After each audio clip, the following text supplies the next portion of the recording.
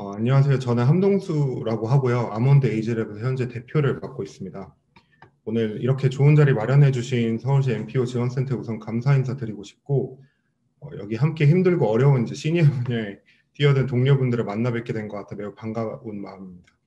저희 아몬드 에이지랩은 미국 보스턴에 있는 MIT 에이지랩을 모티브로 설립이 되었는데요. 한국 또한 고령화 사회에 대한 대비가 시장에서 매우 부족하다는 것을 느껴서 이제 설립을 하게 되었습니다. 뭐 다들 많이 들어보신 이야기겠지만 이미 한국의 65세 이상 인구 비율은 16.4%로 고령화 시대에 접어들었습니다. 초고령화 사회로 접어드는 시기는 이 비율이 20%를 달성했을 때인데 통계청 예상으로는 2025년 어쩌면 더 빨라질 수도 있다고 이야기합니다. 이런 문제의식 속에서 이제 저희 에이지랩은 무려 10년 전에 이러한 목표를 설정하였던 MIT의 코글린 교수의 제언을 한국에 적용시키고자 하는데요. 고령화 사회 대비 항목을 이제 기업들이 1순위에 놓게 하자. MZ세대에 쏟는 열정을 그 고령 소비자로 돌리자. 이것이 이제 아몬드 에이지랩의 목표입니다. 뭐 여전히 이제 기업들은 MZ세대 중심으로 기업 전략을 짜고 있는데요. 뭐 MZ세대에 맞춰야 이익이 된다고 보고 이에 맞는 비전이랑 이제 마케팅 전략을 수립을 현재 하고 있습니다. 이러한 비전과 방향은 자연스럽게 이제 시니어에 대한 배려 부족으로 이어지고 있는데요. 시니어에게 소비 능력과 욕구가 없는 것이 아닌데 이제 그들을 의도치 않게 배제하게 됩니다. 이제 세계적으로 이미 급성장기를 겪은 60세 이상 인구가 그 자산의 그 과반을 소유를 하고 있고 한국 또한 50대 이상 가구가 가장 많은 순자산을 보유하고 있습니다. 결국 돈은 시니어 주머니에 있다는 것입니다. 그래서 이제 저희 에이지랩의 가장 큰 목표는 시니어 트렌드와 이제 니즈를 파악하는 것인데요. 이를 위해 이제 저희 현재 5069 세대를 일컫는 그 뉴시니어 그리고 시니어들 사이에서도 트렌드를 만들어내고 이끄는 액티브 시니어를 구분해내는 것이 이제 저희의 가장 큰 역할이라고 생각을 하고 있습니다. 트렌드 세터인 이제 액티브 시니어들은 상당한 자산, 다양한 소비 욕구, 그리고 인터넷 및 스마트 기기에 이제 활용을 하는 것에 익숙한 특징이 있는데요. 뉴 시니어들 사이에서도 새로운 것을 잘 받아들이고 고령 세대 트렌드를 이끌어갈 것이라고 생각을 하고 있습니다. 이를 위해서 이제 저희 에이지랩은 인터뷰와 서베이 데이터를 활용을 하고 있고요. 부족한 데이터는 시니어 스타트업들과 협업해서 빅데이터를 수집하는 구조를 구축하고 있습니다. 인터뷰와 서베이를 이제 굳이 가지고 가는 이유는 액티브 시니어라고 하더라도 우리만큼 이렇게 많이 온라인 활동을 하지 않기 때문인데요. 이는 부족한 시니어 데이터로 이어지고 결국 부족한 이해로 귀결됩니다. 저희의 방법론은 이런 부분을 좀 해소하고 기업의 고민을 덜어준다고 생각을 합니다. 그래서 이제 저희 에이지랩이 제공하는 큰 세 가지 서비스는 다음과 같은데요. 우선 첫 번째로는 이제 에이지랩 자체 연구로 꾸준히 저희는 이제 액티브 시니어를 연구를 하고 있습니다. 시니어 관련하는 부상하는 키워드를 이제 정리를 하고 그중 시니어 시장과 연관 있는 것들을 정리해서 트렌드 보고서를 발간하고 있습니다. 시니어를 조사한 트렌드 데이터셋을 로데이터 형태랑 인포그래픽 형태로도 제공을 하고 있고요. 또 이제 저희 에이지랩 자체 액티브 시니어 트렌드 리더 이제 100인을 구축하고 운영을 현재 하고 있습니다. 이렇게 패널 데이터셋을 만들고 수준 높은 정성 조사를 현재 진행을 하고 있고요. 두 번째는 이제 마켓 리서치 그리고 결국 시장 조사랑 마케팅 컨설팅인데요. 시니어 시장에 진출하려는 기업들한테 꾸준히 이제 시니어를 모니터링 해온 저희 에이지랩이 액티브 시니어를 중심으로 마켓 리서치를 제공을 해드리고 있습니다. 기존 시니어 시장과 어떻게 다른 접근을 해야 되는지 마케팅 전략 제안이랑 새로운 비즈니스 도출 컨설팅 또한 진행을 하고 있고요. 또 마지막으로 이제 아까 언급드렸듯이 시니어 스타트업들과 함께 협업하면서 스타트업이 데이터 파운데이션을 갖출 수 있도록 데이터 설계, 컬렉팅, 관리, 그리고 분석 및 인사이트 도출 등 모든 측면에서 이제 협업을 열어두고 있습니다. 새로운 스타트업들은 사실 데이터 역량을 이제 갖추기 힘들 뿐더러 시니어 분야에서 이제 이런 게 좀 더 복잡합니다. 그래서 뭐 UI UX는 어떻게 해야 되는지, 어떤 컨택트 포인트에서 어떤 데이터를 모을 수 있는지 등을 고민을 하고 데이터 로그가 남을 수 있도록 이제 백단에서 이제 수집, 정제, 관리 등에서 협업을 하고 있습니다. 정성조사나 서베이 데이터 등은 이 시니어 데이터 수집을 위해서 현재는 필요한 단계인데요. 하지만 트렌드 세터 집단을 찾는 것도 매우 어렵고 찾았다고 하더라도 공공기관이 아니고선 패널 데이터를 구축해가지고 꾸준히 모니터링하는 집단을 꾸리는 것은 매우 어렵습니다. 근데 이제 저희 에이지랩은 대학내일과 이제 오랜 기간 일해온 패널라우랑 파트너십을 맺어서요. 액티브 시니어 트렌드 리더 100인을 이제 구축 및 운영을 하고 있습니다. 이분들을 이제 선정하기 위해서 저희는 그 유엔과 그 유러피안 커미션이 2012년부터 개발을 해온 지표인 액티브 에이징 프레임워크랑 그 뉴시니어의 5가지 특징인 경제력, 노후 준비, 여가 활동, 다른 세대와의 교류, 그리고 노년 인식 이런 것을 결합해서 저희의 이제 시니어 인사이트 문항까지 더해 저희 자체 시니어 액티브니스 지표를 이제 개발하였고요. 이 50문항이 넘는 엄격한 지표로 저희 시니어 1,300분한테 이제 서베이를 돌린 뒤 이 중 상위 25%를 끊고 오랜 기간 동안 패널로 참여해 주실 의사가 있으신 분 100분을 모셔서 현재 저희 리서치에 지금도 항상 적극적으로 참여를 해주고 계십니다. 저희가 지난달에 발간했던 액티브 시니어 메타버스 편 보고서 내용을 이제 알려드리면 흥미로울 것 같아가지고 가지고 와봤는데요. 일단 메타버스란 새로운 플랫폼을 뭐 Z세대나 밀레니얼 세대가 어떻게 받아들일지 이런 고민들 기업들이 많이 하고 있는데 정작 시니어에 대해서는 아무런 깊은 고민이 많이 없는 것 같아서 저희가 이런 연구를 기획을 해봤습니다. 흥미로웠던 점은 그 액티브 시니어와 일반 시니어 모두 메타버스란 새로운 플랫폼을 MZ세대와 X세대보다도 더 긍정적으로 인식을 하고 있었고요. 가상 공간을 새로운 세상이라고 긍정적으로 인식하는 비중은 액티브 시니어가 가장 높았습니다. 시니어층은 새로운 변화에 대해 인식이 젊은 층과 크게 다르지 않았고 저희가 정의한 액티브 시니어의 특징 중 가장 큰 게 이제 큰 소비력이 그 중에 하나인데요. 액티브 시니어는 이제 일반 시니어뿐만 아니라 그 MZ세대, X세대보다도 새로운 경험과 본인이 좋아하는 것을 위해서 그 지불하고자 한 그 의향이 있는 금액이 매우 높습니다. 그래서 MZ세대의 경우는 뭐 가상 공간에서 뭐 이런 여가, 여행, 취미생활 이런 거를 위해 얼마까지 쓸 의향이 있냐라는 질문에 한 24만 원 정도 평균적인 수치가 나왔는데 일반 시니어도 이거보다 만 원가량 높은 수치가 나왔고 액티브 시니어는 이보다도 거의 3배 가까이 높은 수치가 나왔습니다. 그리고 뭐 일상생활에서 생길 변화에 대해서도 시니어층 대부분이 이제 긍정적이고요. 이 중에서 액티브 시니어는 여기 보시다시피 이제 MZ 세대보다도 높은 수치를 보이고 있습니다. 여기 왼쪽에 이제 나와 있는 사진이 저희 그 트렌드 리더 분들 모시고 VR 체험하러 갔을 때 사진이에요. 그래서 막 VR도 해보시고 또 메타버스 개념에 대한 이야기도 들어보시고 다양한 산업별로 뭐 어떻게 적용될지 그리고 그걸 들어보고 본인은 어떤 의향이 있는지 뭐 이런 것들에 대한 이야기를 깊게 나눠봤었는데요. 사실 본인과 급변하는 세상이 전혀 상관없는 세계라고 이제 시니어분들이 예단하는 경향은 분명히 있습니다. 하지만 이들한테 이제 체험시켜주고 막상 경험하게만 해주면 무엇이든 해낼 수 있는 능력이 있는 집단이 액티브 시니어고요.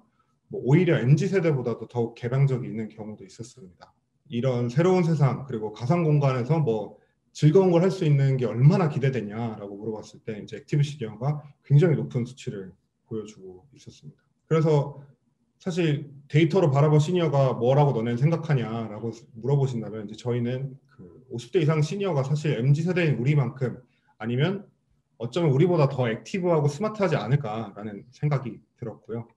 그래서 이제 저희 아몬드 에이지랩이 이러한 목표를 가지고 꾸준히 나아가는 이유는 저희의 궁극적인 목표를 때문인데요. 사실 현재 ESG 분야처럼 시니어 분야에서도 기업들이 반드시 지켜야 하는 구체적인 스탠다드를 만들고자 하는 게 이제 저희의 궁극적인 목표입니다.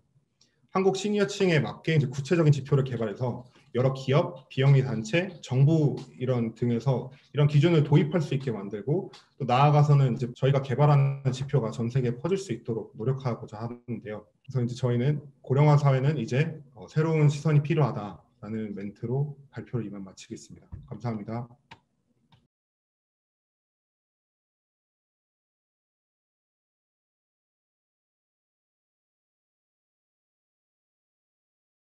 시니어를 위한 라이프스타일 플랫폼 시소를 운영하고 있는 로시코리아의 현진영입니다. 이렇게 좋은 자리에 소개해 주셔서 너무 감사드리고요. 이런 산업에 관심 있는 많은 분들이 많은 사례를 공유하면서 좋은 아이디어가 도출될 수 있는 자리가 되었으면 합니다. 저희도 마찬가지로 저희에 대해서 사업 소개를 조금 드리고요. 사업 소개를 드리면서 중간중간에 사례를 함께 얘기해 보면 어떨까 싶습니다. 먼저 진행을 해보겠습니다. 저희 팀은 대한민국의 액티브 시니어, 그중에 60세 이상 1인 가구에 많은 관심을 갖고 있는 팀입니다. 저희는 이 액티브 시니어가 갖고 있는 대표적인 형태 중에 소비 행태의 변화에 매우 큰 관심을 갖고 있는 팀인데요. 오른쪽 표에서 보시는 것처럼 최근의 세대는 앞선 세대와 좀 다른 흐름을 가져가고 있는 것 같습니다. 바로 그 어느 때보다 자신의 삶의 질을 유지하고 개선하는 데 대한 소비가 되게 커지고 있다는 것인데요. 저희 팀은 이러한 흐름의 변화를 보면서 첫 번째 질문을 해보게 되었습니다. 과연 시니어의 이러한 수요만큼 시장에서는 효율적으로 서비스를 공급하고 있는지에 대한 질문이었었는데요. 시장을 한번 살펴봤습니다. 공공과 민간 영역에서 정말 많은 업체들이 파편적으로 서비스를 제공하고 있는 모습이었습니다. 상황이 이렇다 보니 시니어분들 오히려 저희한테 이런 질문을 되게 많이 해주셨어요. 너무 많은 업체들이 있다 보니까 도대체 내가 필요로 하는 도움을 어디에다 요청해야 될지 잘 모르겠다라는 얘기였었는데요. 저희는 이런 시니어들의 이러한 질문을 저희가 받다 보니 두 번째 질문을 갖게 되었습니다. 왜 시니어를 위한 올인원 플랫폼은 없을까? 그리고 만약 그런 올인원 플랫폼에서 시니어의 라이프 스타일을 선제적으로 잘 큐레이션 해줄 수 있다면 누구나 다 자신의 삶의 질을 유지하고 개선하는 데 있어서 효율적이고 효과적으로 이 문명의 혜택을 누릴 수 있지 않을까라는 질문을 한번 해보게 되었습니다. 그리고 이 질문을 바탕으로 저희가 이제 새로운 관점을 갖고 시장을 바라보기 시작했는데요. 저희가 바라본 시장은 이랬습니다. 60세 이상 1인 가구의 라이프스타일 관련 소비 시장은 꽤 클 것이다라는 것이었는데요. 생활 편의, 그리고 이 생활 편의와 연결된 구매 대행이나 커머스 마켓, 그리고 여가 취미, 그리고 자기 개발에 대한 소비까지 약 1.8조 원 정도의 정말 거대한 시장이 눈앞에 있다라는 것을 저희는 발견을 하게 되었습니다. 그리고 이 시장을 저희가 근거로 저희가 이 시장에 포함이 될 건데 이 가는 길목에는 어떤 경쟁사들이 있을까도 한번 살펴봤었는데요. 이러한 경쟁사들이 있더라고요. 그리고 이 경쟁사들의 공통적인 특성은 이랬습니다. 대부분이 경제적이나 육체적인 약자 혹은 그들을 부모님으로 두고 있는 자식들을 타겟으로 하는 수가 중심의 비즈니스를 전개하는 업체들이 대부분이었습니다. 상황이 이렇다 보니까 이분들은 액티브 시니어의 라이프 스타일을 연구한다라든지 그거의 라이프 스타일을 개선하기 위한 서포트할 수 있는 서비스를 개발할 여력도 그리고 필요도 없는 상황이었습니다. 경쟁사들의 상황이 이렇다는 걸 저희가 알게 되니까 오히려 이러한 상황이 저희 팀한테는 되게 큰 기회가 될 수 있다라고 생각을 했습니다. 앞서 말씀드린 것처럼 시니어를 위한 올인원 라이프스타일 플랫폼을 저희가 선제적으로 만들어 놓고 좋은 컨텐츠와 프로덕트를 큐레이션을 계속해서 하는 것이 저희 팀의 설립 미션인 시니어들이 잘 놀고 잘 배우고 잘 늙어갈 수 있는 세상을 만들기에 존재한다는 것과 방향성이 맞았기 때문입니다. 그래서 저희는 이 판단을 근거로 하나씩 이제 서비스를 런칭하고 있는 회사이고요. 현재는 생활도움 서비스, 클래스 서비스, 구매 대행 서비스 이 세 가지의 서비스를 직접 운영을 하고 있습니다. 그래서 시니어분들의 일상에서 도움을 드릴 수 있는 것을 저희가 직접 운영하면서 많은 데이터를 확보하고 함께 문제도 해결해 드리고 있는 상황입니다. 저희가 하는 일은 이 큰 장표를 하나를 놓고 말씀드리면 좋을 것 같은데요. 이제 가장 하단에 나와 있는 이 라이프 스타일 큐레이션 플랫폼을 만들겠다. 시니어를 위한 이것이 저희의 가장 큰 비전이고요. 생각을 한번 해보니까 이 큐레이션 플랫폼을 만들려면 뭐가 필요하지? 라고 생각했을 때 당연히 시니어들에 대해서 깊이 있는 인사이트와 이해도가 있어야 된다고 생각을 했거든요. 그러면 깊이 있는 인사이트와 이해도가 갖춰지려면 뭐가 필요할까라고 했을 때 많은 데이터셋이 있어야 된다고 봤어요. 그럼 많은 데이터셋을 확보하려면 어떻게 해야 되지? 라고 봤을 때 시니어의 일상에도 필요한 서비스를 우리가 직접 제공하는 게 제일 좋은 방법일 거야 라고 저희 팀은 판단했습니다. 그래서 현재는 생활 편의 서비스와 여가 취미 서비스 이 두 가지의 큰 갈래를 저희가 직접 운영을 하고 있습니다. 모든 서비스가 하나씩 일어날 때마다 저희는 이 보여지는 표와 같은 데이터셋이 확보가 되고 있는데요. 어떠한 분이 저희의 플랫폼에 들어서 어떤 서비스를 요청해 주셨고 어떻게 서비스가 진행이 됐으며 그 경과와 결과를 저희가 계속해서 확보를 하면서 이 데이터를 고도화하고 있고요. 이런 데이터가 모아질수록 이런 테스트를 저희는 해보고 있습니다. 비슷한 집단에 있는 분들한테는 코호트적인 큐레이션 서비스 그리고 개인적으로는 개인화된 큐레이션 서비스를 저희가 계속 제공하면서 저희가 그리고 있는 미션인 시니어를 위한 라이프스타일 큐레이션 플랫폼으로 다가가고자 노력을 하고 있는 상황입니다. 사례와 이제 함께 조금씩 설명드리면 좋을 것 같은데요. 실제 저희의 생활도움 서비스로 인입된 고객분이 어떻게 큐레이션으로 연결이 되었는지에 대한 내용인데, 실제 은평구에 계시는 이제 할머니 한 분께서 이제 버티컬을 좀 설치를 해달라. 내가 스스로 할 수 없으니까 이렇게 요청을 주셨어요. 그래서 저희가 직접 가서 버티컬을 설치를 해드리면서 이런저런 얘기를 나누다 보니까 할머님 당신께서는 되게 요리에 관련된 콘텐츠에 되게 관심이 많으시더라고요. 그래서 저희가 요리 레시피 콘텐츠라든지 요리 관련된 동영상이나 기물 이런 거를 되게 많이 말씀드렸는데 할머니께서는 요즘에 이렇게 탈착식 프라이팬이 되게 인기가 많은 것 같은데 어디서 살 줄도 모르겠고 우리 어떻게 사용하는지도 모르겠으니까 너네가 좀 도와줄 수 있어? 라고 해서 저희가 진행하고 있는 서비스인 구매 대행 서비스로 연결된 경우도 있고요. 반대로 여가 쪽에서도 사례들이 조금 있습니다. 실제 저희는 디지털 교육 서비스도 직접 운영을 하고 있는데요. 디지털 교육 서비스를 배우는 고객 한 분께서 이 디지털 교육을 배우는 목적이 내 여가 활동이라든지 취미를 조금 더 잘 찾기 위해서임을 저희가 알게 되었고, 실제 저희가 직접 운영하고 있는 클래스나 커뮤니티를 소개해 드림으로써 이 근본적인 문제를 함께 해결했던 이런 케이스도 저희가 갖고 있습니다. 두 개의 큰 서비스를 이러한 비즈니스 모델로 이제 운영을 하고 있고요. 클래스 같은 경우에는 이제 선생님을 저희가 소싱을 해서 저희가 보유한 장소에서 클래스를 오픈을 하는데요. 여러분이 아시는 것처럼 긱 이코노미로 활동하시거나 혹은 공방을 운영하는 선생님 중에 이 어르신 관련해서 교육을 하고 저희가 갖고 있는 미션과 맞는 분들을 저희가 직접 섭외해서 이제 시니어분들을 모객한 다음에 클래스를 제공을 하고 있고요. 컨시어지 서비스 같은 경우에는 저희가 구별로 거점을 갖고 서비스를 하고 있는데요. 은평구라든지 서대문이라든지 저희가 사무실이나 헤드쿼터를 갖춰놓고 어르신들이 이제 저희한테 전화 와서 이거 고쳐주세요. 이거 사다 주세요. 무거운 물건 옮겨주세요라고 했을 때 저희 팀원들이 직접 가서 서비스를 도와드리는 이런 형태의 비즈니스를 이제 전개를 하고 있습니다. 여기까지가 기본적으로 저희 회사에 대해서 정말 간략한 소개이고요. 아무래도 사례도 좋지만 문제 인식도 그렇고 저희가 어떤 관점으로 일하는지에 대해서도 조금 공유를 하면 어떨까 싶어서 그런 것도 한번 준비를 해봤습니다. 저희는 대한민국이 갖고 있는 시니어 관련 지표 중에 이제 노인 관련된 지표가 너무너무 우울하다라는 것을 먼저 발견을 했었는데요. OECD에서 발표한 자료에 따르면 이제 노인들의 자살률이 가장 높은 국가가 바로 대한민국으로 나타나고 있어요. 그리고 자살률에 기여하는 순위를 보면은 경제적인 어려움이 1등이고 그 2등과 3등이 외로움과 이제 고립에 대한 문제였었는데요. 경제적인 문제는 제쳐두고 외로움과 고립을 어떻게 좀 해결할 수는 없을까? 혹은 이 문제가 왜 발생되고 있을까라고 저희 팀은 먼저 그것부터 고민을 했었어요. 고민을 하다 보니까 이제 보여지는 표와 같은 일들이 조금 있더라고요. 일단 주거적인 형태의 변화로 해서 예전에 주택에 살았고 마을 공동체 기반이니까 자식이 출가를 해도 옆집의 노인분이랑 계속해서 커뮤니티 형식으로 이어지면서 할 수 있었는데 이제는 다 아파트 형태로 주거 환경이 바뀌니까 출가하고 나면 철저히 고립될 수밖에 없는 환경이어서 이제 왼쪽에 나와지는 표는 점차 심해질 거다라고 저희는 생각을 했고요.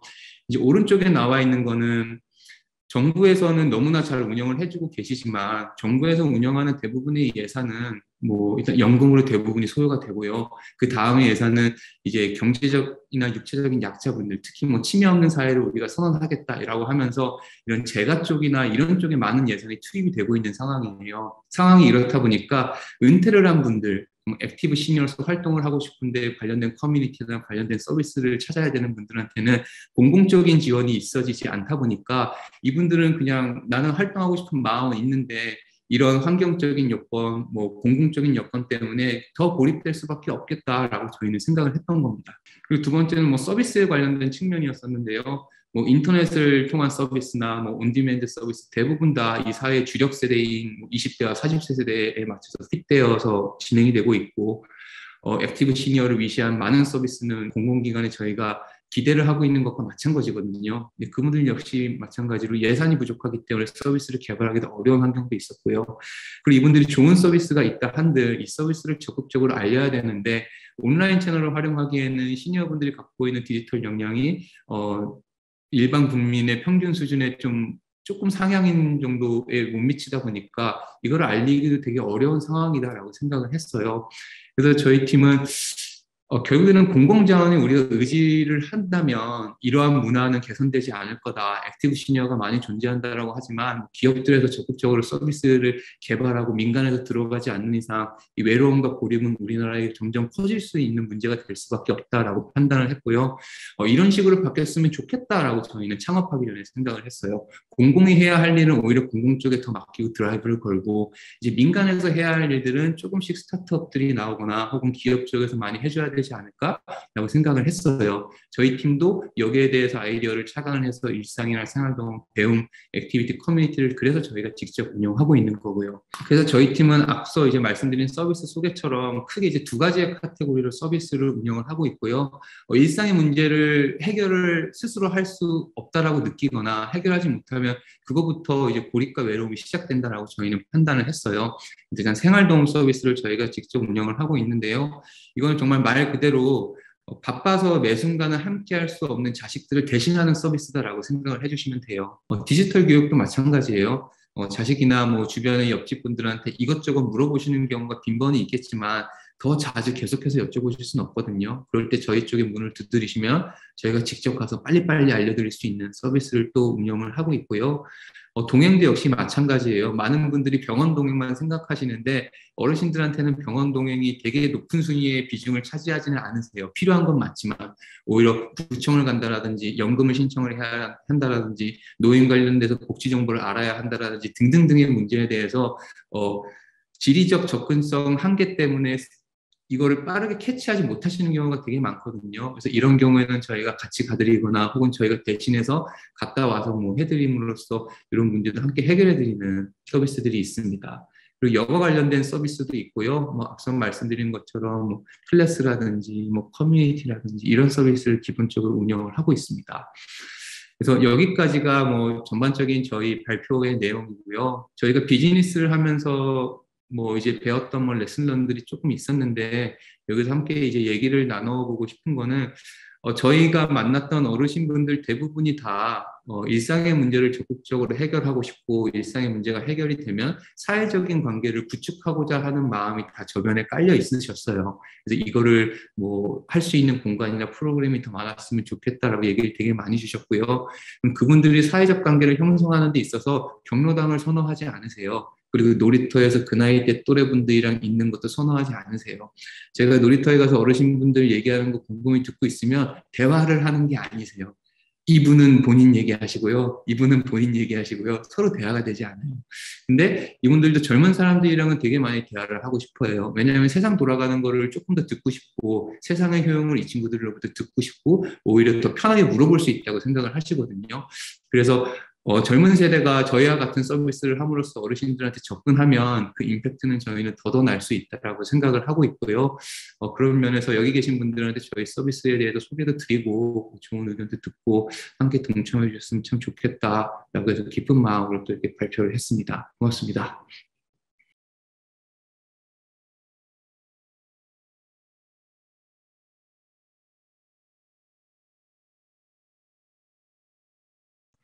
안녕하세요. 세컨투모로우의 대표 박수영입니다. 저는 어떻게 사업을 시작하게 됐고 제가 어디서부터 이 문제점을 착안하게 되었고 왜 이 고민을 하게 되었는지 그리고 저희가 사업을 할 때마다 어떤 식으로 시니어분들을 발굴했고 또 어떻게 연결했는지에 대해서 조금 오늘은 저는 중점을 두어서 이야기를 할 예정입니다.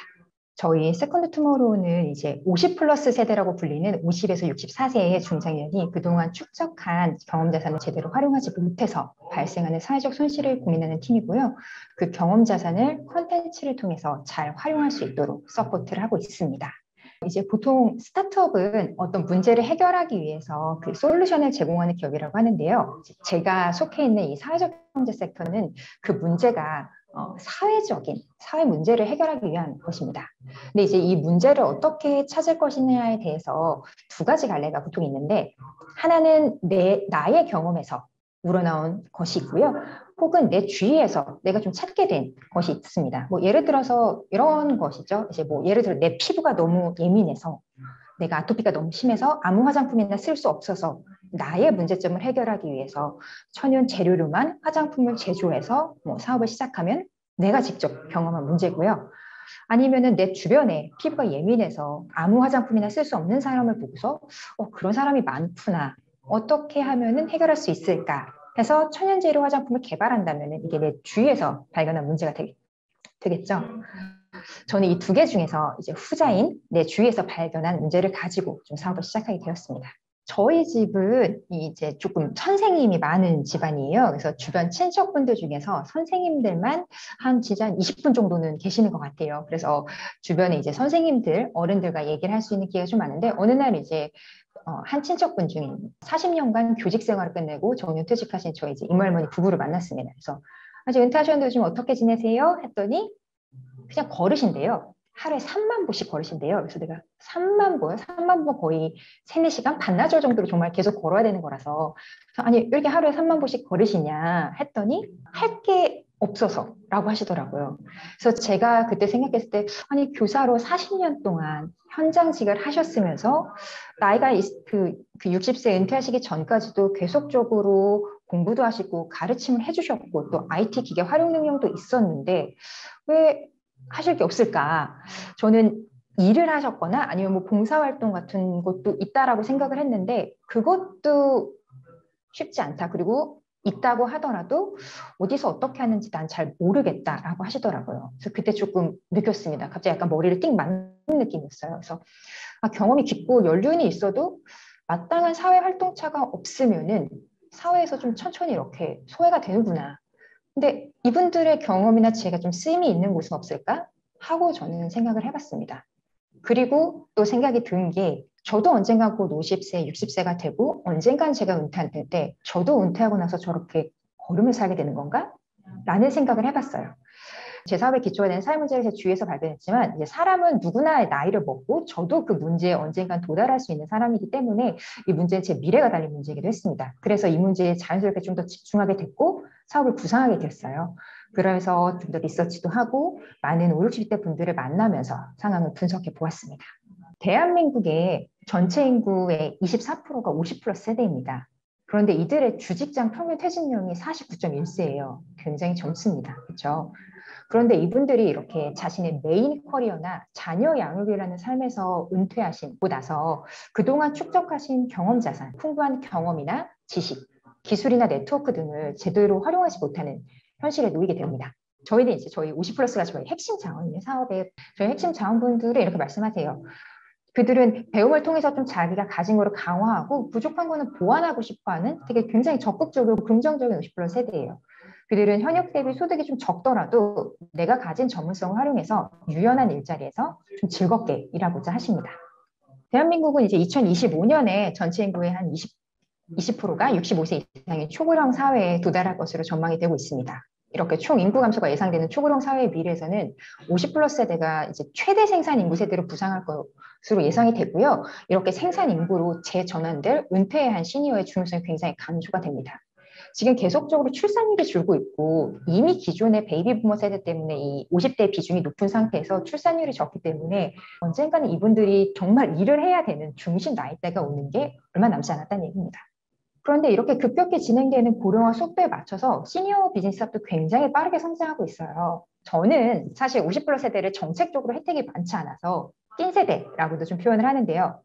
사실 우리나라 정책을 보시면 아동, 청소년, 청년, 노년 거의 이분들을 상대로 정책 프로그램 마케팅 다 있는데 50에서 65세 중장년층을 위한 게 그렇게 많지 않습니다.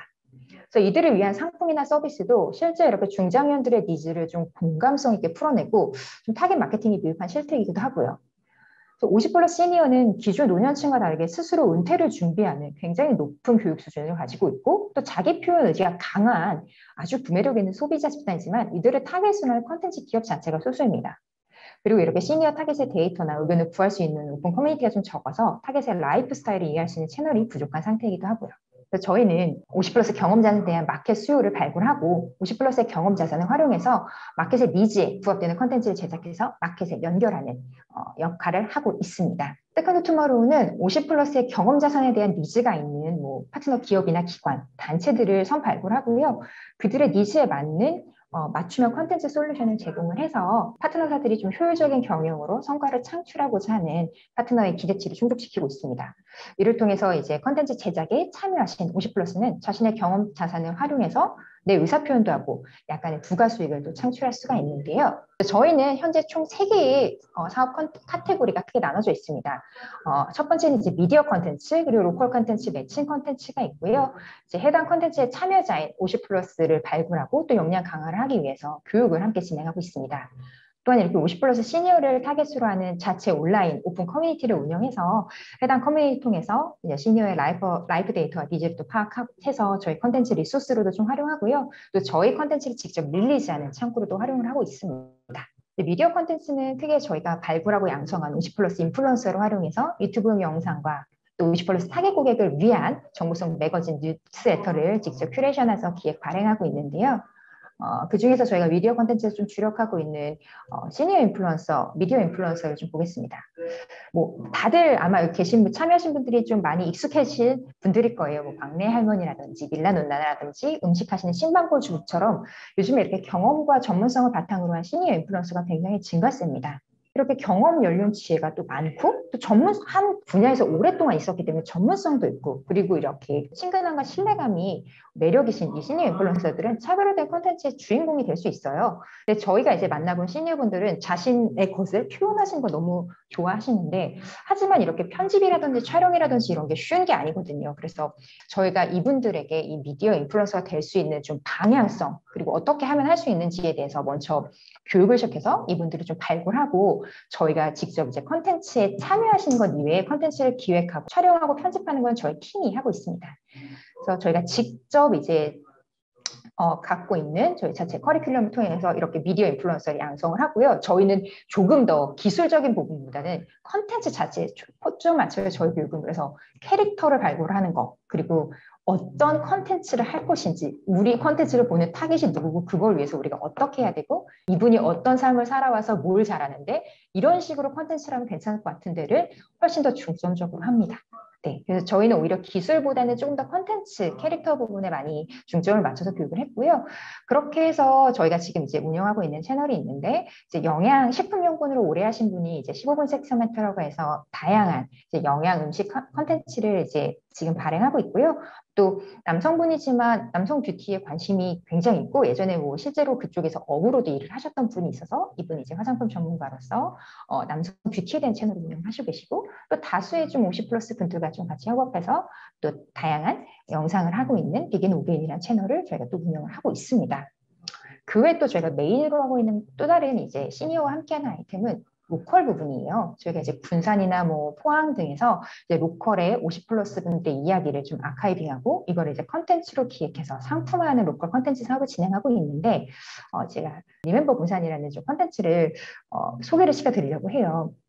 저희가 이제 이거는 어떤 프로젝트 때문에 참여를 하게 됐는데 저는 군산에 연고가 없는 사람이에요. 그래서 군산을 갔더니 사람들이 보여지는 군산은 뭐 일제시대 적산가오 뭐 이렇게 하는데 근데 제가 지역 주민분들이랑 얘기를 하면서 이제 지역에 한 50 플러스 분들 토박이 분들이랑 얘기를 하면서 보니까 주민들이 경험하신 이야기가 너무 재밌는 거예요. 지금은 바뀌었어요. 근데 그분들이 예전에 경험하셨던 이야기는 너무 다르고 그 이야기를 들으니까 그 지역이 너무 다르게 보이고 매력적으로 보이더라고요. 그래서 이분들의 이야기를 좀 이렇게 상품화해서 직접 로컬이 들려주는 살아있는 이제 지역 이야기, 리멤버 군산이라는 것을 상품화해서 군산에 좀 리브랜딩을 하고 이분들에게도 부가수익을 창출했으면 좋겠다라는 생각에 이 프로그램을 진행을 했습니다. 그래서 저희가 직접 로컬 스토리텔러를 양성을 해서 이분들이 좀 그룹 투어를 진행한 형식으로 운영을 했었고요. 이를 통해서 외부 자원이 좀 군산을 잘 알고 또 군산 내부에서 소비를 할 수 있도록 좀 유도를 하는 것을 저희 목표로 했었습니다. 그래서 실제로 저희 그 지역 분들을 저희가 아예 섭외를 발굴을 해서 이분들을 직접 그룹 투어를 하실 수 있는 분으로 이렇게 발굴을 해서 진행을 했는데 이게 2019년부터 했는데 2019년 괜찮았거든요. 근데 20년 되니까 코로나 때문에 그룹 대면 투어가 어려워진 거예요. 그래서 이분들의 이야기가 너무 아까워서 이거를 그냥 이대로 사장시킬 수는 없겠다. 이 이야기를 좀 온라인화 했으면 좋겠다라는 생각에 실제로 인스타그램에서 이분들이 추천하는 스팟, 길, 이야기 등을 온라인으로 쉽게 전해서 혼자서 셀프용할 수 있는 좀 상품을 만들었습니다. 그 외에 저희가 올해 초에 이제 서울 글로벌 창업센터랑 함께 서울에서 창업한 이제 외국인 창업가를 대상으로 경험이랑 전문성이 풍부한 50 플러스 시니어를 매칭해주는 라이프 어드바이저 매칭 컨텐츠를 직접 기획하고 또 운영을 하기도 했습니다. 뭐 그 외에 이제 서울시 50 플러스 재단이라든지 이런 곳에서 에어비앤비 체험 호스트 양성 과정 등 50 플러스 경험 자산 발굴을 하고 또 상품화를 위한 다양한 교육과 컨설팅을 진행을 했었고요. 이제 온라인에서 이분들의 좀 이야기를 듣고 좀 활성화를 할 수 있도록 오픈 커뮤니티를 오픈을 했고요. 지금은 이제 커뮤니티 활성화를 위해서 좀 더 많은 50 플러스 고객과 데이터를 모으기 위해서 좀 전략 수립 단계에 있습니다. 저희는 저희의 서비스를 통해서 50 플러스를 지속 가능한 생산 가능 인구로 좀 재전환해서 저희 회사 이제 입장에서 2022년 기준 약 한 6천만 원 정도의 사회적 비용을 절감하는 효과를 내고 싶습니다. 그리고 이를 통해서 은퇴제에 대한 사회적 인식이 개선돼서 주도적인 신중년 문화가 좀 확산되고 50 플러스의 삶의 질이 좀 향상돼서 그들의 새로운 라이프 스타일을 구축하는 게 저희들의 소셜 임팩트 미션이라고 볼 수 있습니다. 저희 회사가 왜 세컨드 투마로우냐고 이름을 궁금해하시는 분들이 생각보다 많으신데요. 저희가 중의적인 의미로는 50 플러스의 또 다른 내일, 두 번째 내일이란 뜻으로 이름을 지었고요. 이분들이 이렇게 또 다른 내일, 두 번째 내일 찾을 수 있도록 세컨드 투마로우가 함께하겠습니다. 고맙습니다.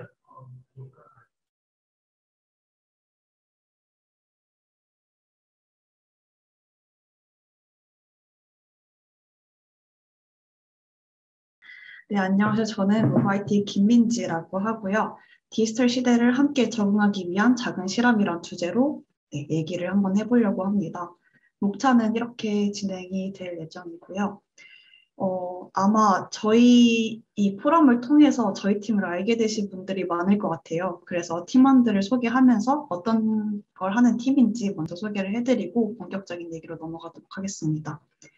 네, 저희는 모두 4명으로 이루어진 팀이라서 이 팀이고 모두 대학생으로 이루어진 팀이에요. 저는 현재 대학교 3학년이고 네, 동희님, 미연님은 이제 새내기 때 같이 만난 대학 같은 학교 같은 과 동기이고 네, 그리고 이제 성준님은 동희님과 친분이 있어서 함께하게 되었고 사실 저희가 만난 거는 3월 16일에 정말 백지장 같은 단톡방에 처음 시작을 해서 지금 한 6개월 정도 저희가 하고 싶은 말을 세상에 전하기 위해서 계속 쉼없이 활동을 해왔고 그 이야기를 이제 본격적으로 해드리려고 합니다.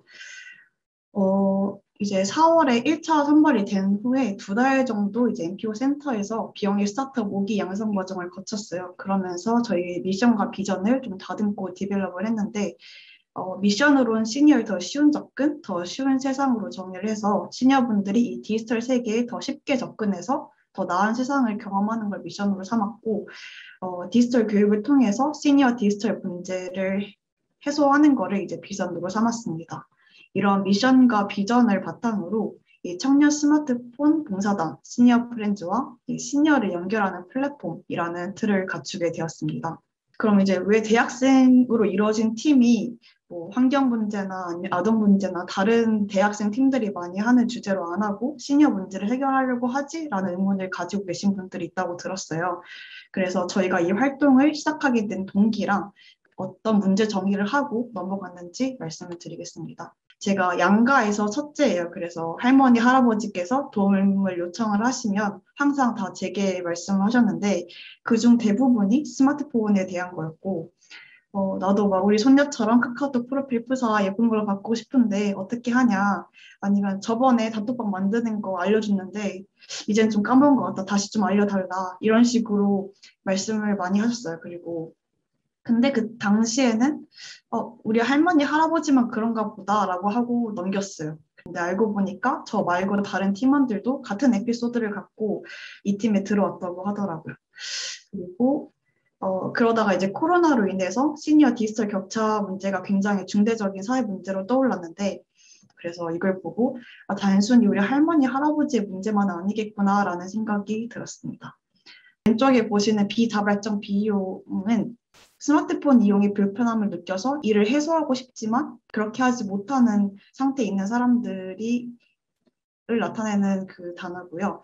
대다수가 사용 방법을 모르거나 어려워서 이용하지 않는 비율이 굉장히 높았습니다.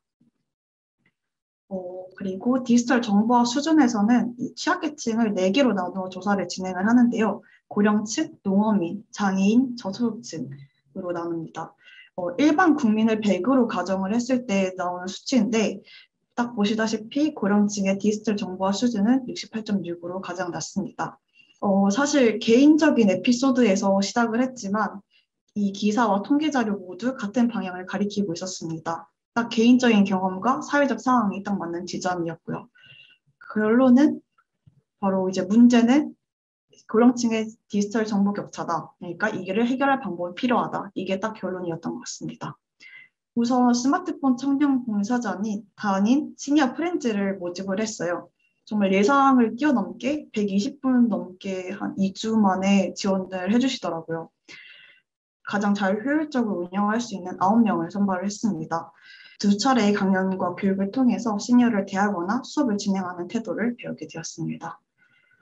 그 다음은 시니어분들을 모집을 해서 스마트폰 교육을 진행을 했는데요. 이제 포스터를 보고 교육을 신청하신 시니어분들이 원하는 커리큘럼, 원하는 시간대, 원하는 장소에 맞춰서 시니어 프렌즈가 이동해 수업을 진행하는 형식으로 진행을 했습니다.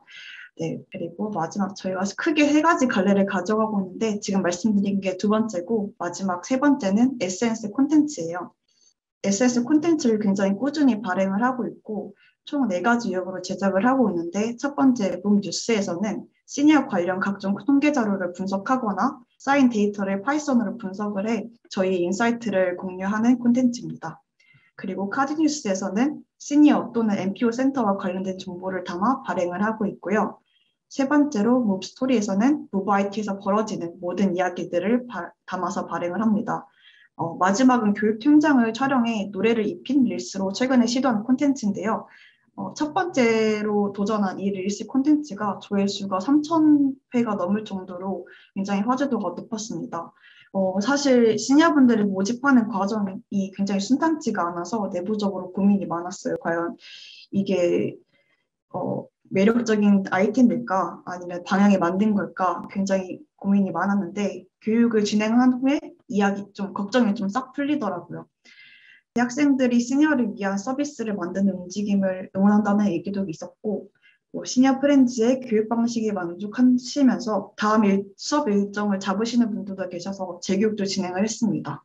그리고 돈을 지불하고 싶다는 얘기까지 하시면서 단순히 만족이 아닌 매력을 느끼고 있음을 파악을 했습니다. 네, 마지막으로 저희 목표를 말씀드리면서 이야기를 마무리를 짓고 싶은데요. 저희의 가치관을 담은 문장인 make wave를 먼저 말씀드리고 싶어요. 지역하면은 파도를 만들어라, 움직여라, 파도를 만들어라인데 저희 의미를 좀 더 가미를 하자면 우리가 조금이라도 움직이면 정말 자그마한 파도가 만들어질 거고 그 파도를 맞은 누군가의 시각을 아니면 행동을 아니면 또 삶에 영향을 줄 거다라고 생각을 했어요. 그래서 저희가 조금이라도 움직이자. 어제보단 오늘 더 많이 얘기를 나누고 어떻게 나가서 활동을 좀 해보자라는 가치관을 담은 문장입니다. 그리고 크게 결론적으로는 좀 선순환 구조가 만들어졌으면 좋겠는데요. 단기적으로는 이 스마트폰 교육이 활발하게 이루어져가지고 좀 더 많은 분들이 이 디지털 세계에 동참해서 영향력을 가지셨으면 좋겠습니다. 장기적으로는 이 시니어 문제에 동참하는 청년 세대와의 연대가 확장되는 것, 단순히 시니어 프렌즈가 많아지는 게 아니라 다양한 분야에서 단체가 생겼으면 좋겠습니다. 해당 팀들이 성장을 할 때 저희가 나눌 수 있는 노하우가 많아져서 공유한 상황도 기대하고 있고 그런 의미에서 이 네트워킹 포럼이 저에게 굉장히 큰 의미라고 생각을 합니다. 아마 단순히 스마트폰 교육 분야가 아니라 다양한 분야에서 시니어와 함께하는 사업이 많아지면 정말 좋을 것 같습니다. 저희와 같은 물결을 이뤄내는 대학생, 청년 단체 기업이 많았으면 좋겠습니다. 네, 감사합니다.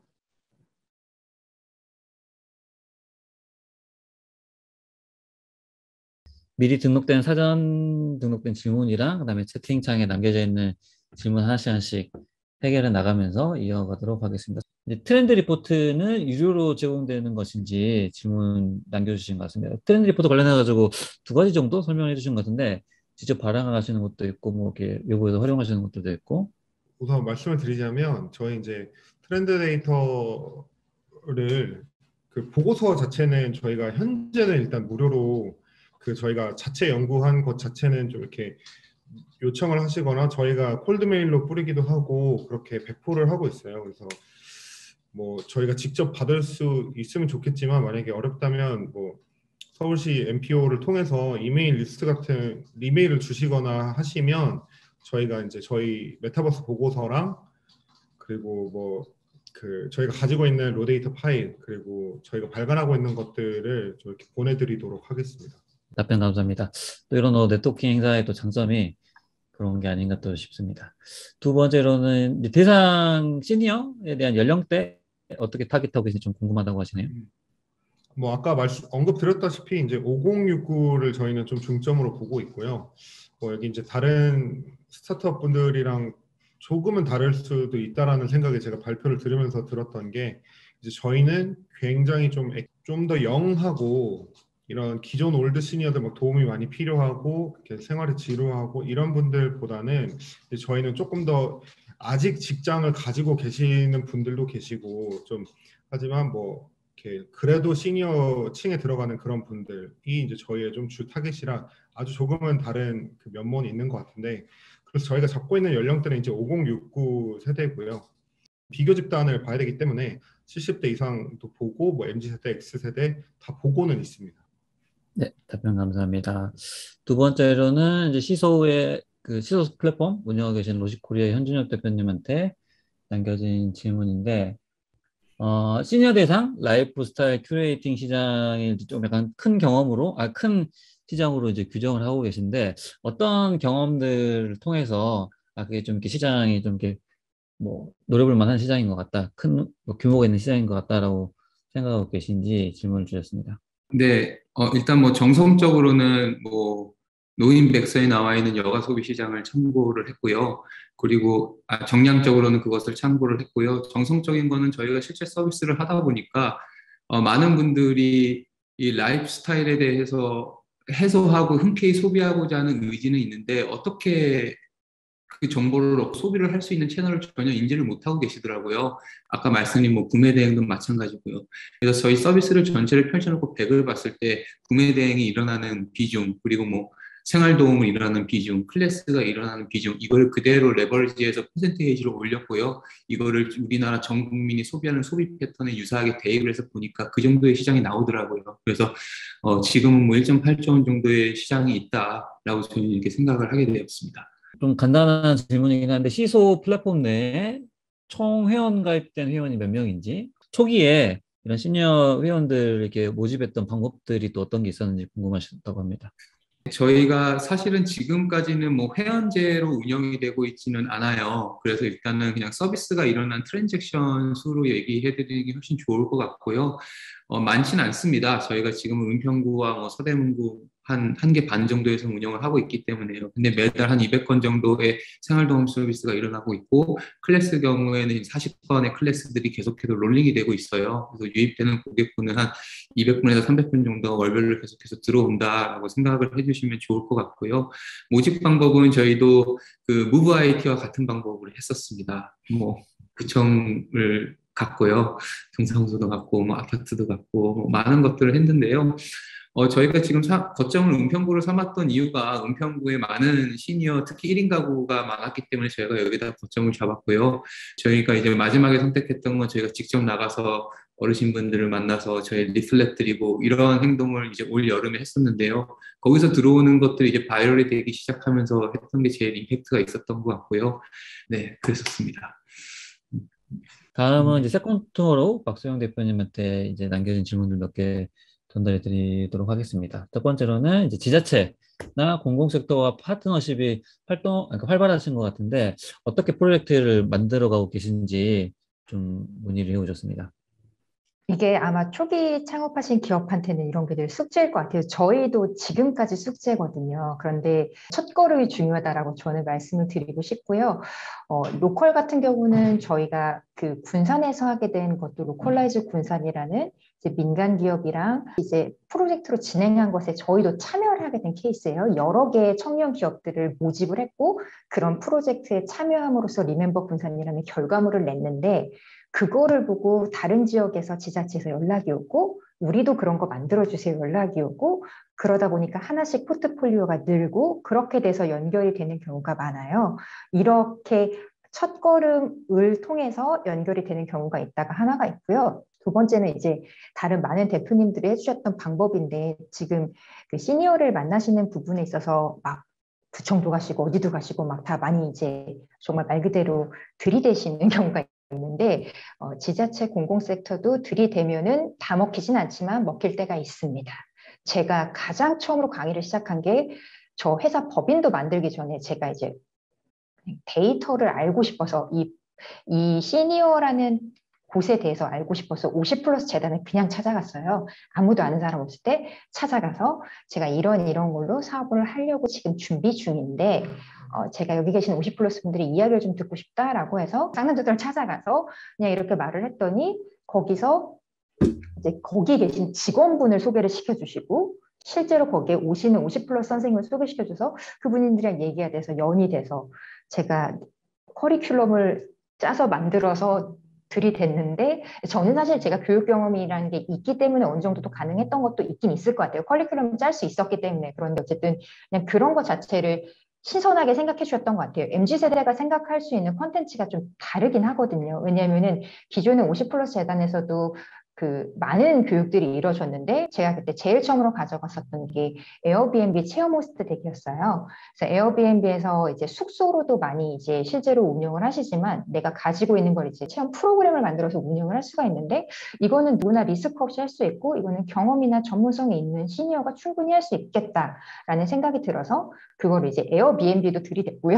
그랬더니 에어비앤비에서 그 우리도 하고 싶었는데 우리는 사람이 없고 시간이 없는데 너네가 같이 해주니까 좋다. 우리가 자문해주겠다가 됐고 50+세든 에어비앤비까지 데리고 들어왔어. 좋아. 이렇게 돼서 강의를 열어주셨고 그렇게 시작을 하게 됐고요. 또 그게 포트폴리오가 돼서 또 다른 곳에서 교육을 할 수도 있었고 이제 그런 경험이 있었습니다. 그래서 들이대는 게 또 답일 수도 있습니다. 라고 들이대라라는 이제 인사이트였고, 뭐 아까 발표 자료에도 이렇게 나왔고 방금도 이제 말씀해 주긴 하셨는데 컨트롤로 이제 사업 갈래가 이제 로컬도 있고 뭐 크리에이터 양성하는 것도 좀 이제 다양한 것 같아요. 그래서 그런 것들 직접적으로 진행을 하실 때 강사분들을 어떻게 이제 모시는지 그리고 강의 자료 개발들은 어떻게 또 진행하고 계신지에 대한 질문을 남겨주셨습니다. 또 저도 이제 이 사회적 경제 쪽에 좀 네트워크에 한 3년 정도 있었고 또 뭐 이런 시니어 쪽 네트워크도 있고 하다 보니까 이렇게 조금 연결해서 주변 뭐 스타트업 분이라든지 사회적 기업 이렇게 네트워크가 있어서 그런 분들을 필요할 때 좀 적재적소에 잘 활용해서 강사로 이제 조달을 하고 있습니다. 다음은 이제 무브 IT 대표님한테 남겨준 질문이 좀 여러 개 있는데 제가 쪼개가지고 하나씩 좀 드려보도록 하겠습니다. 아까 발표 처음에 이제 해주실 때 이제 이 어떤 시니어분들 디지털 교육을 하는 이제 시니어 프렌즈 분들을 이렇게 모집을 했는데 그 시니어 프렌즈를 모집하는 어떤 방법, 예를 들어서 어떤 채널이라든가 유인책이 있는지 궁금하다고 하시네요.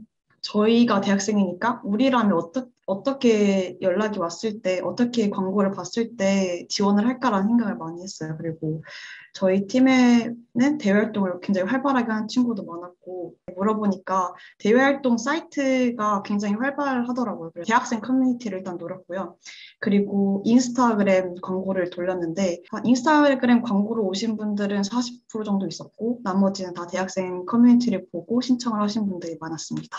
대학생 커뮤니티를 직접적으로 노려라라는 이제 말씀이셨고, 또 남겨주신 이제 내용이랑 이제 질문인데, 좋은 발표 감사합니다. 인상 깊게 들었습니다. 저희는 실버 라이닝이라는 실버 세대를 위한 일자리 창출 비즈니스와 더불어 성북구, 동대문구 일대에서 대학생 튜터 기반 시니어 스마트폰 교육 동아리를 운영 중에 있습니다. 저희도 다대다보다는 소수 운영 방식으로 진행하고 있었기에 더욱 인상이 깊었습니다. 질문은 첫 번째로 뭐 어떤 이제 발간할 정도의 퀄리티라고 그렇게 말씀을 이제 공유를 해주셨는데 그렇게 생각하는 어떤 뭐 이유가 있으시다면? 그 기준을 저희가 측정을 한 건 아니고, 저희 강연으로 오셨던 분이 에센스 소통연구소장님이라고 하셔서, 스마트폰 강사 자격증을 발행하는 기관의 대표님이세요. 그리고 그분이 시니어분들을 가르치고, 시니어분들이 디지털 강사로 활동을 할 수 있도록 이제 교육을 하시는 분인데, 그것도 하시면서 출판업도 같이 하고 계시는 분이라서 저희가 여쭤보니까 바로 책으로 내서 우리가 시니어 강사분들을 양성을 할 때 교육자료 해도 좋겠다. 처음 그 교육자를 본 사람이라도 바로 따라할 수 있도록 단계 하나하나를 다 세세하게 캡처를 하고 그에 대한 코멘트를 다 달아서 아마 바로 발간해도 된다는 말씀을 드린 것 같습니다. 어떤 그 서포트가 없이 자체적으로 지속 가능한 부분들을 만들어야 되는 그런 부분에 대해서 지금 당장은 아니지만 좀 이제 이런 활동을 하면서 이런 쪽 부분으로 시도를 해보면은 좀 어떨까라는 좀 인사이트 가지고 계신 게 있으실까요? 비영리로 시작을 해가지고 그 부분을 아예 배치를 하고 사업 모델을 만들긴 했어요. 그래서 이제 만약에 이 MPO를 떠나서 저희가 자립을 해야 한다고 했을 때 어떻게 해야 되나 고민도 많았는데 그 중에 하나는 이제 저희가 김과외처럼 뭐 중간에 김과외라는 앱처럼 이렇게 중개 수수료를 뗄 수 있을 것 같고요. 사실 근데 플랫폼이라는 자체가 돈이라는 개념이 들어가면은 기존에 가지고 있던 핵심 가치가 좀 사라진다고 생각을 하거든요. 그래서 아마 원하시는 분들에 한해서 뭐 돈을 받거나 이렇게 할 것 같은데 지금은 막 구체적으로 생각을 해놓은 게 없어서 말씀드리기 좀 어려울 것 같습니다. 네. 어떻게 보면 그 두 번째 질문이랑 좀 이제 연결되는 질문인데 이제 스마트폰 교육의 이제 비용 지불 의사 그리고 만약 비용을 지불한다고 하면은 어느 정도 여기서부터 어느 정도까지에 대한 부분을 생각하고 계신지 그 교육 참석하신 분들이 혹시나 그거에 대한 조사가 만약에 있다라고 하면은 뭐 공유해달라고 말씀하시면. 그 부분을 조사를 해봤는데 저희가 일반 시니어랑 액티브 시니어랑 나눴던 기준이 그 지불 용의 금액이었어요. 일반 시니어분들은 돈 내야 돼? 그럼 안 할래. 이런 신 분이어서 거의 영원이라고 생각을 하시면 될 것 같고 액티브 시니어분들은 최대 3만 원까지는 가능할 것 같다라고 말씀을 주셨습니다. 그리고 또 공통적으로 좀 이제 뭐 이렇게 다 대표님들한테 한 번씩 좀 이렇게 여쭤보고 싶은 거는 이제 75세 이상인 분들을 신기장으로 보기에는 좀 어려운 부분으로 생각이 드시는지 그 부분 자체를 좀 약간 어려운 시장으로 뭐 설정하시는 건지에 대한 공통적인 질문이었습니다. 모바이티 대표님부터 해보실까요?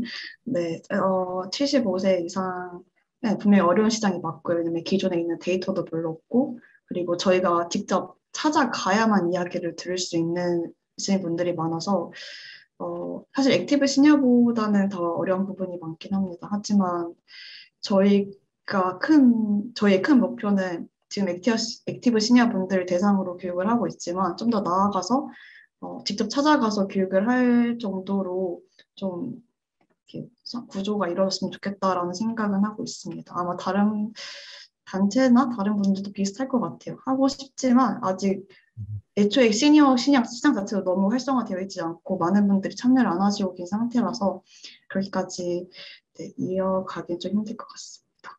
네, 박소영 대표님은 혹시 이거는 그냥 각 기업이 생각하고 있는 소셜 미션이라든지 혹은 이제 아이템에 따라서 그 타겟이 달라지지 않을까라는 생각이 들어요. 그래서 75세 이상을 무조건 배제한다가 아니라 저희 회사 같은 경우는 가지고 있는 것을 끌어내게 한다는데 그러려면 어느 정도의 활동력이라든지 이런 소통이라든지 이런 것들이 필요한데 그리고 그것들을 하실 수 있는 나이대, 그리고 그거를 잘하실 수 있는 나이대, 그리고 그거를 받아들인 입장에서도 받아들일 수 있는 나이대가 그 50에서 65세 정도의 조금 어떻게 보면 영하신 그 시니어 타겟이라고 생각을 해서 저희는 그렇게 설정을 했고요.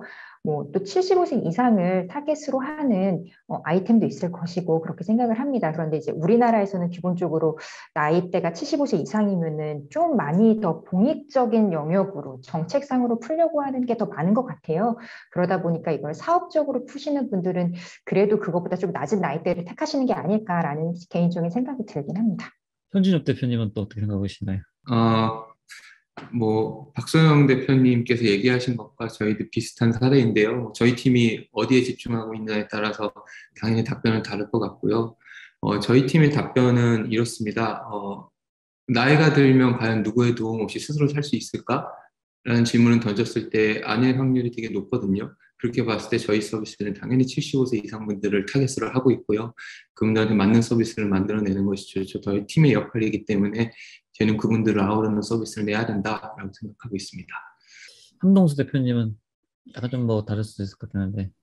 사실 박소영 대표님이 말씀해주신 거에 대부분 동의를 하고요. 그리고 시소 대표님의 상품 같은 거는 또 저 또한도 그 75세 이상이 오히려 더 필요했지 이제 덜 필요할 것 같지는 않다라는 생각이고, 근데 이제 저희 같은 경우는 아무래도 이 기업들 그리고 좀 시니어 스타트업들을 상대한다라고 했을 땐 좀 대부분 급하게 성장을 해야 되는 경우가 많고, 그러면 플랫폼 형태를 갖추는 경우가 많아요.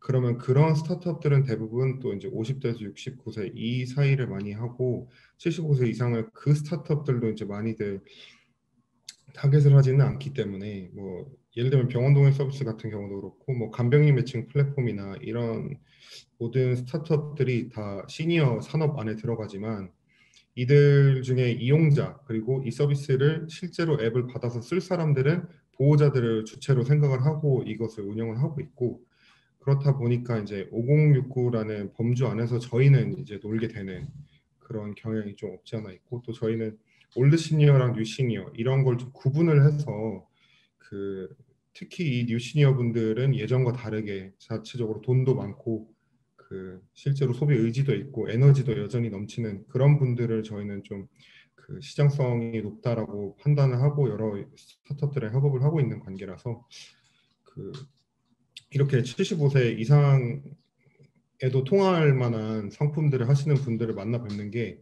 그 저는 오히려 조금 색다른 경험이 되고 있는 것 같습니다.